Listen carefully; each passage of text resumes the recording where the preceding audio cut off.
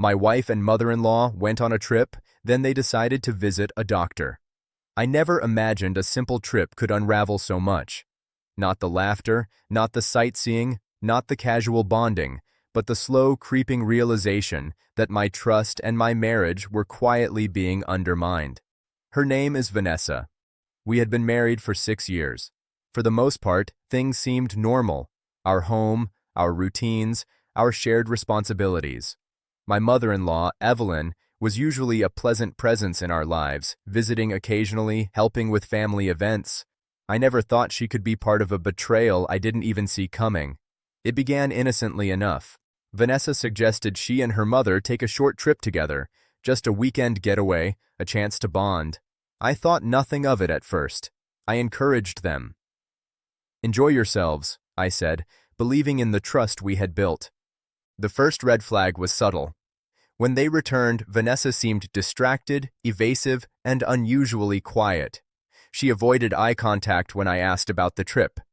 Her mother, Evelyn, was overly cheerful, almost nervous in her demeanor, and the way they exchanged glances made my stomach tighten. Then came the doctor visit. A casual comment slipped into conversation. "Vanessa and I went to the doctor while we were away," Evelyn said, smiling. "Nothing serious, just a routine checkup." Something didn't sit right. The casualness, the vague explanation, the avoidance of details, it all felt orchestrated. I pressed gently, asking why they had gone together and what for, but both gave vague, evasive answers. Vanessa brushed it off with a laugh. "It's just a checkup, relax," she said. I couldn't shake the feeling that something was off. I trusted her, but my instincts screamed otherwise. I began paying attention to small details, the way Vanessa's phone would vibrate constantly, the secretive messages she would dismiss too quickly, and the sudden warmth in Evelyn's behavior that felt more like complicity than maternal concern. One evening, I decided to ask a close friend, someone who knew Vanessa well and had been around during that trip.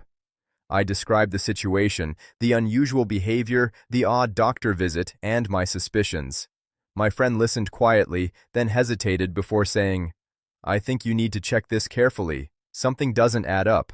I've noticed some of the same things." It was confirmation of what I had feared but hadn't fully faced. I realized the trip and the doctor visit weren't just innocent events, they were part of a deception. My trust had been exploited, my boundaries quietly violated, and the people I loved most had conspired consciously or unconsciously to keep me in the dark. I confronted Vanessa gently, asking for the truth. Her reaction was telling: hesitation, defensiveness, and a vague attempt to rationalize. But I had learned to read between the lines. Her words didn't match her tone, her body language, or the pattern of secrecy.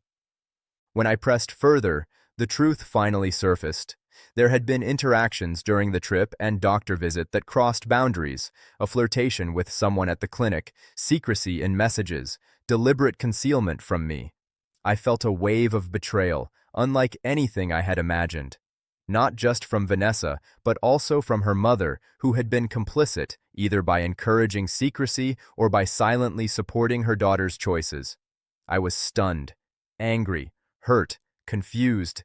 How could they betray me so casually, so thoroughly, and with such apparent confidence? But in that moment, I realized I had a choice: respond with chaos, confrontation, and despair, or respond with clarity, dignity, and deliberate action. I chose the latter.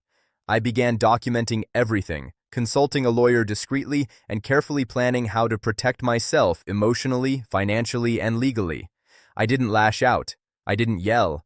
I didn't beg.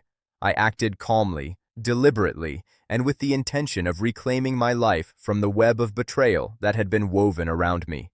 Weeks later, I confronted Vanessa formally, not in anger, but in clarity.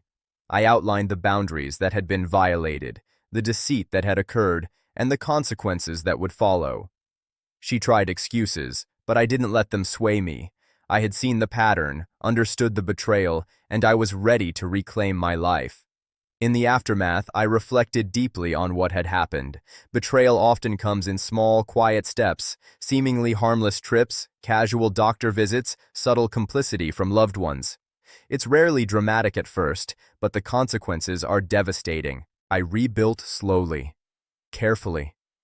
I surrounded myself with friends I could trust, focused on work and personal growth, and ensured that I would never again be blindsided by deception that began with small, seemingly innocent events.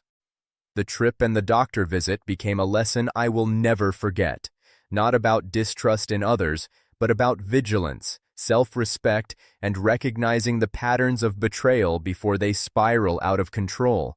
Vanessa and her mother thought they could deceive me quietly, but the truth eventually surfaced, and I responded not with chaos, but with deliberate clarity.